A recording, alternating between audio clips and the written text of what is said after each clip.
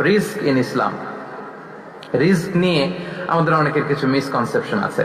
আমি চাইবো এই স্বল্প সময়ে রিজিকের ব্যাপারে একটি ধারণা আপনাদেরকে দিতে, আপনাদের আইডিয়াটা যাতে ক্লিয়ার থাকে, কনসেপ্ট যাতে ক্লিয়ার থাকে। প্রিয় ভাই এবং বোনেরা, আমরা অনেকে, সবাই না, অনেকে মনে করি যে রিস্ক হচ্ছে যেটা আমরা খাই,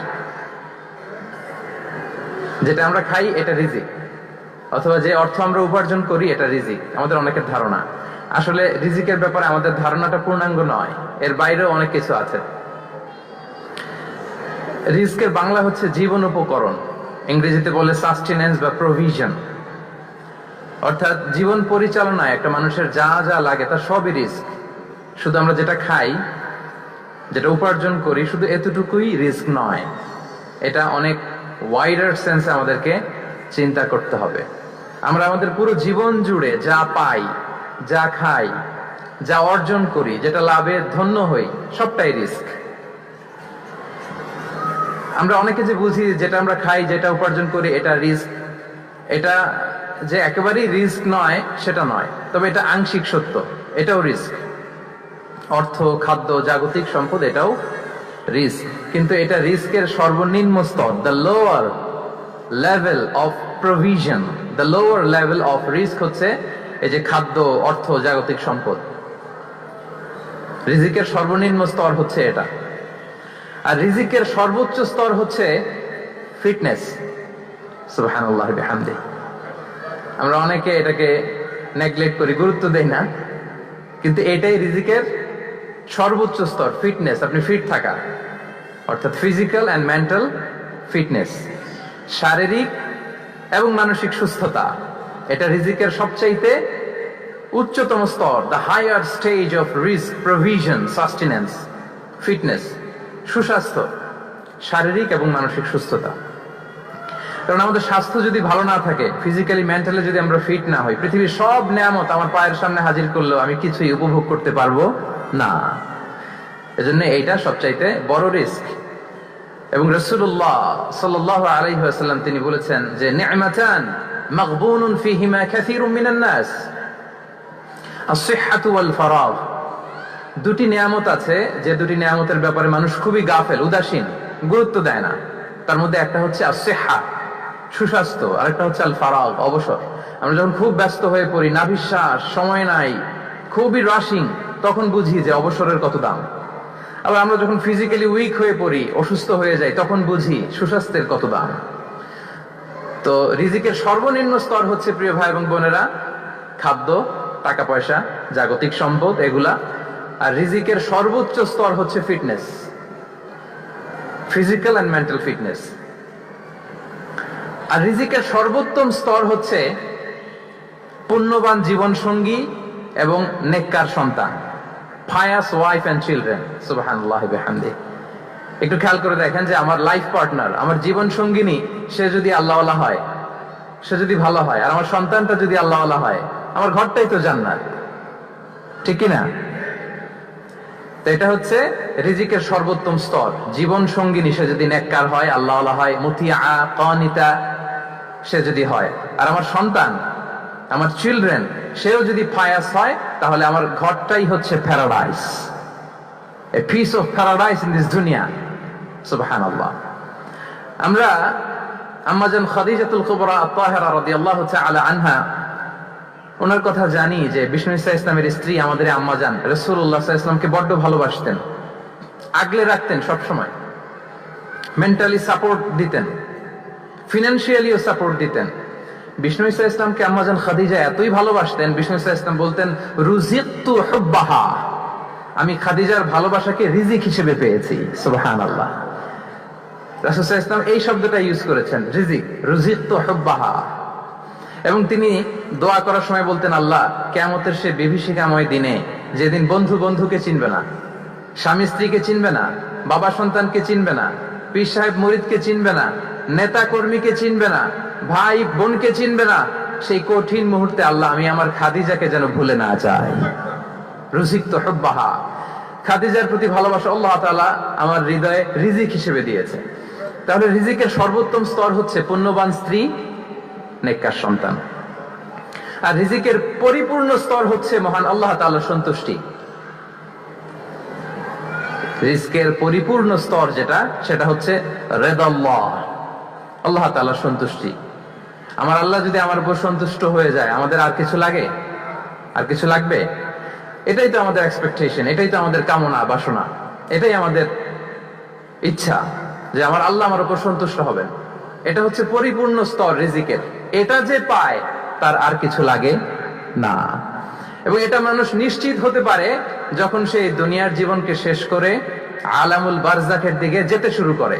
তখন তাকে বলা হয়, ইয়া আইয়াতুহান নাফসুল মুতমাইন্নাহ ইরজিই ইলা রাব্বিকি রাদিয়াতাম মারদিয়া ফাদখুলি ফি ইবাদি ওয়াদখুলি জান্নাতি।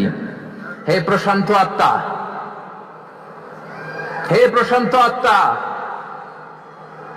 প্রবেশ করো, তোমার রবের দিকে চলে এসো, সন্তুষ্ট চিত্তে সন্তোষ ভাজন হয়ে আমার কাছে এসো, আমার জান্নাতে প্রবেশ করো। সুবহানাল্লাহি ওয়া বিহামদি। এই দুনিয়া ছেড়ে যখন আমরা যাব, তখন যদি এই অ্যানাউন্সমেন্টটা আমার জন্য দেয়া হয়, আমার আর কিছু চাওয়ার পাওয়ার আছে? প্রিয় ভাই এবং বোনেরা বলেন, এই আল্লাহর সন্তুষ্টির ঘোষণা যদি আমি এই পৃথিবী থেকে বিদায় লগ্নে পেয়ে যাই, আমাদের আর কিছু চাওয়া পাওয়ার আছে? ইয়া আইয়াতুহান নাফসুল মুতমাইন্নাহ ইরজিই ইলা রাব্বিকি রাদিয়াতাম মারদিয়া। আমরা কিছুদিন আগে আমাদের সকলের প্রিয় আল্লামা দেলোয়ার হোসেন সাঈদী রাহিমাহুল্লাহ নওয়ারাল্লাহু মারকাদাহু ওয়া জাআলাল ফিরদাউস মাসওয়াহু, ওনাকে আমরা হারিয়েছি। আমি যখন ওনার শোক বার্তা নিয়ে ফেসবুকে স্ট্যাটাস লিখি, কমেন্টে আমি এই আয়াতটা লিখেছিলাম। আমি খুঁজে পাচ্ছি না যে আমি কি দিয়ে এটার উপমা দিব, কি দিয়ে ওনার বিদায়ের উপমা আমি জানাবো। আমি খুঁজে পাচ্ছিলাম না কোনো আয়াত। তখন এই আয়াতটা লিখে আমি উপমা দিয়েছি। আল্লাহু আকবার। গোটা বিশ্বের মানুষ কেঁদেছে, গোটা বিশ্বের মানুষ গায়েবানা জানাজা পড়েছে, গোটা বিশ্বের মানুষ ওনাকে অশ্রুসিক্ত বিদায় দিয়েছে। From north to the south, from east to the west, the entire globe, মিন মাশারিকিল আরদি ইলা মাগারিবিহা, অশ্রুসিক্ত বিদায় তিনি পেয়েছেন। এটাই আল্লাহ তাআলার সন্তুষ্টির একটা জলজ্যান্ত নমুনা। জোরে বলেন ঠিক কিনা? এর চেয়ে জলজ্যান্ত নমুনা আমার জীবদ্দশা আমি দেখিনি। এত মানুষের কান্না, কাবার গিলাফ ধরে কান্না,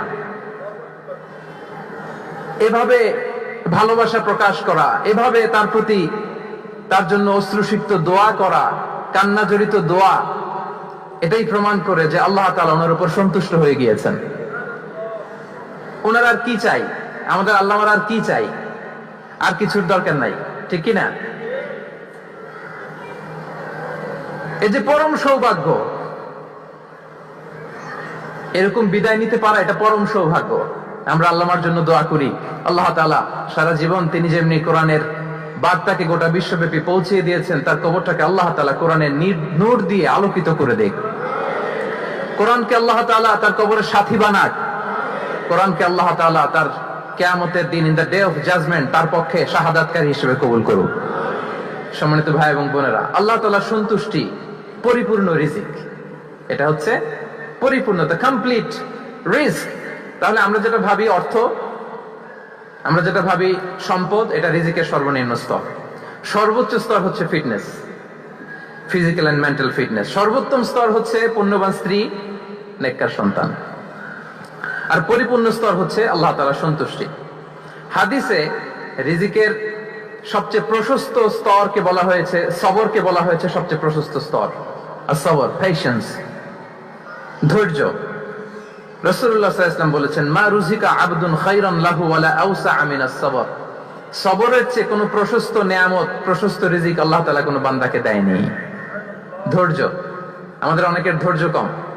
আপনাদের কি অবস্থা? ধৈর্য আছে তো? হ্যাঁ, সবার ধৈর্য আছে না? আপনাদের দেখেই বোঝা যাচ্ছে মাশাআল্লাহ, খুব ধৈর্যের সাথে আপনারা একেবারে শেষ সময় পর্যন্ত আছেন। তো এই ধৈর্যের প্র্যাকটিসটা আমাদের করতে হবে। আমরা যেন অস্থির না হয়ে যাই, আমরা যেন আতঙ্কিত না হই, আমরা যেন প্রশান্ত থাকি, আমরা যেন ধৈর্যের প্র্যাকটিস করি। বিশেষ করে আমাদের সন্তানদের এটা শেখাতে হবে। কারণ ধৈর্য এটা এমন একটা গাছ, যে গাছে সারা গায়ে কাটা কিন্তু এর ফলটা বড় মিষ্টি। ধৈর্য এমন একটা গাছ, যে গাছে সারা গায়ে কাটা কিন্তু এর ফলটা বড় সুস্বাদু। তো সেই টেস্টি ফ্রুট যদি আপনি ট্রাই করতে চান, আপনাকে ধৈর্য ধারণ করতে হবে। তো তাহলে হাদিসের আলোকে আমরা জানলাম রিজিকের সবচাইতে প্রশস্ত স্তর হচ্ছে ধৈর্য। রিজিকের সবচাইতে কল্যাণকর স্তর হচ্ছে হিকমা। আল্লাহ তাআলা বলছেন ইউতিল হিকমাতা মান ইয়াশা ওয়া মান ইউতাল হিকমাতা ফাকাদ উতিয়া খায়রান কাসীরা।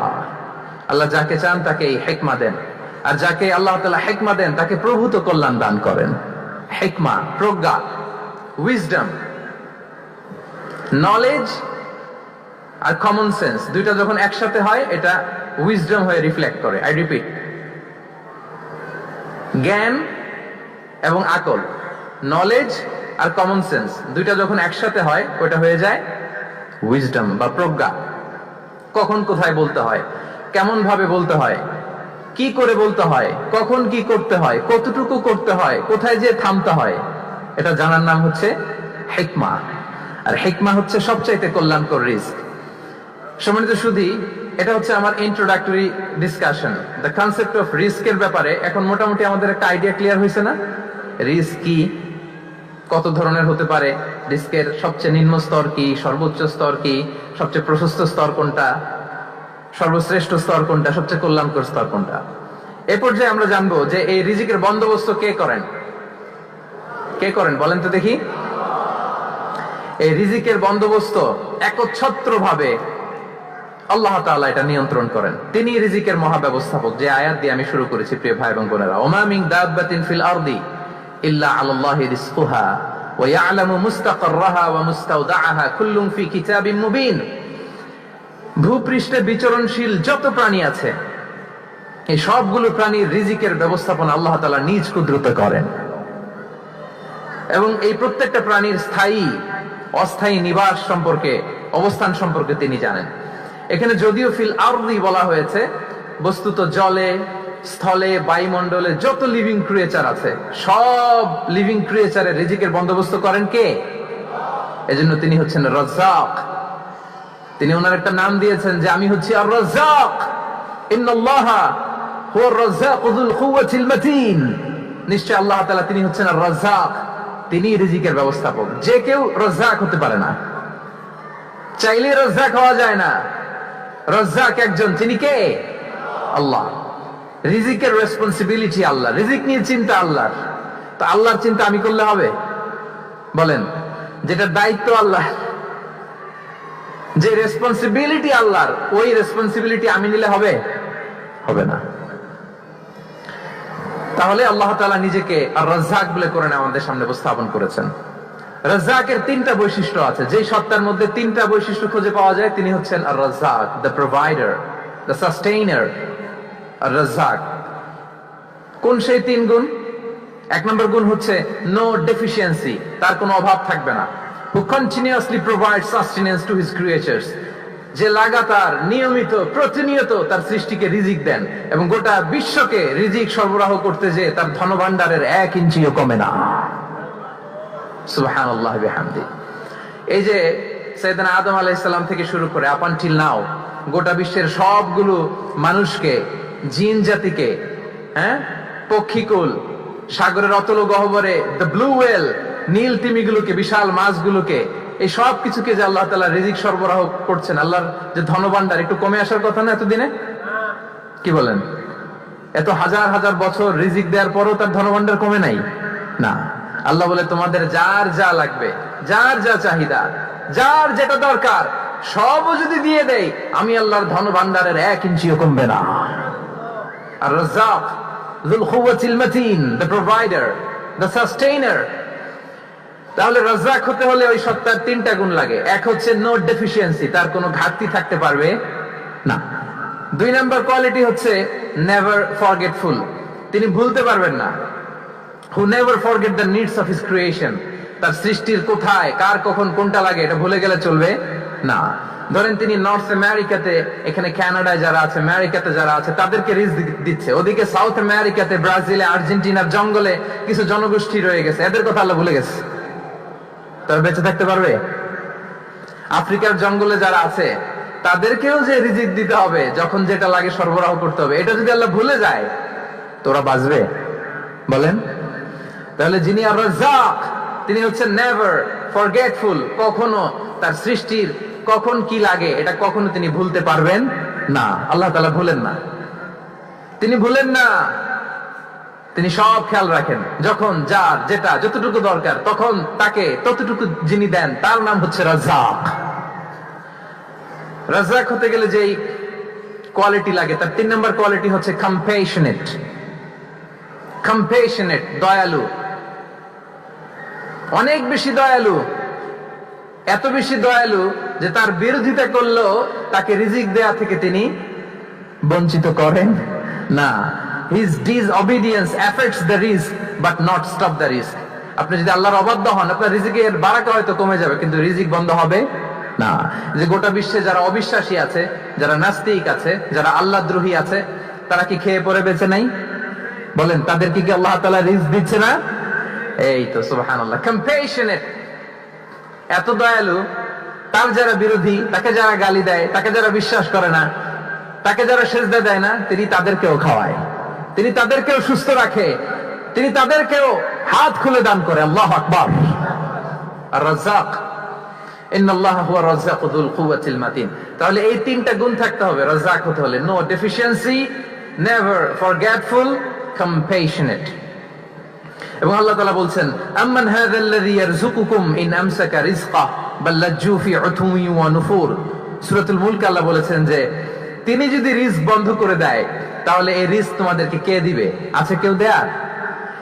সূরা মুলকের শেষ আয়াতে আল্লাহ বলেছেন যে তোমরা যে সুমিষ্ট পানি খেয়ে বেঁচে আছো, এটা যদি একেবারে জমিনের অতল গহ্বরে আমি নিয়ে যাই, কে এনে দিবে তোমাদেরকে পানি? কে এনে দিবে সুমিষ্ট পানি? এজন্য বিষ্ণু ঈসা ইসলাম পানি খেয়েই তিনি পড়তেন, আলহামদুলিল্লাহিল্লাযী জাআলা হাযাল মাআ আযবান ফুরাতান বিরাহমাতিহি ওয়া লাম ইয়াজআলহু মিলহান উজাজান লিযুনুবিনা।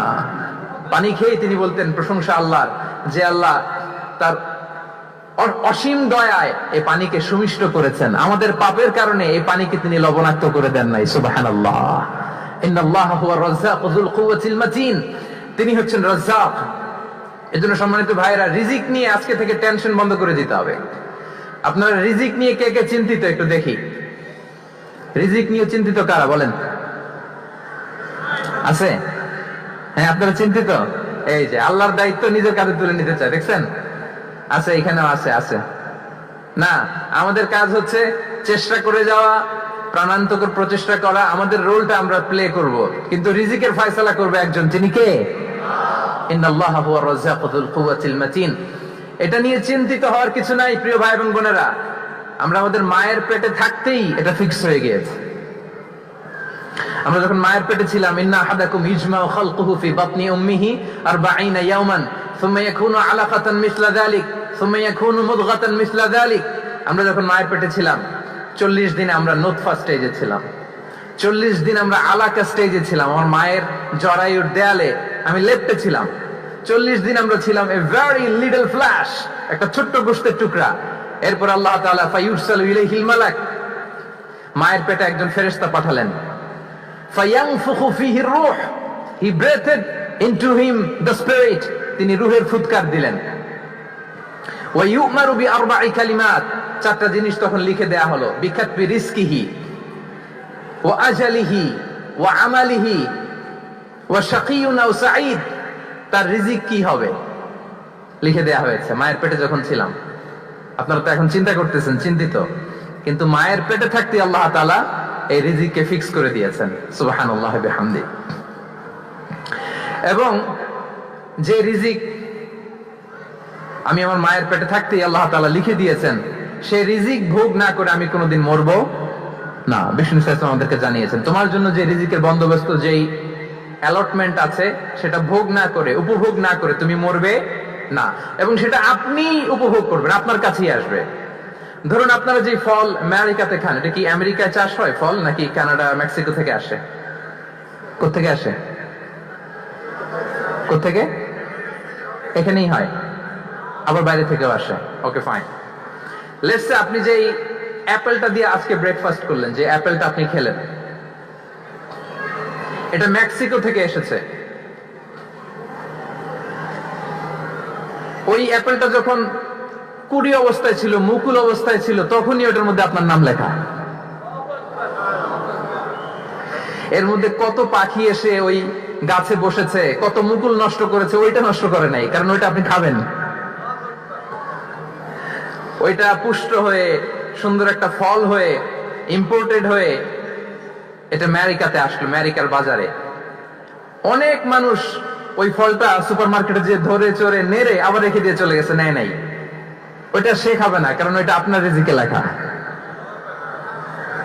ওই ফল আপনি নিয়ে আসলেন, বাসায় অনেকে আপেল খাচ্ছে, কিন্তু ওই আপেলটা খাবে না, কারণ এটা কে খাবে? সুবহানাল্লাহ পড়তে পারলেন না মজা করে? আল্লাহু আকবার।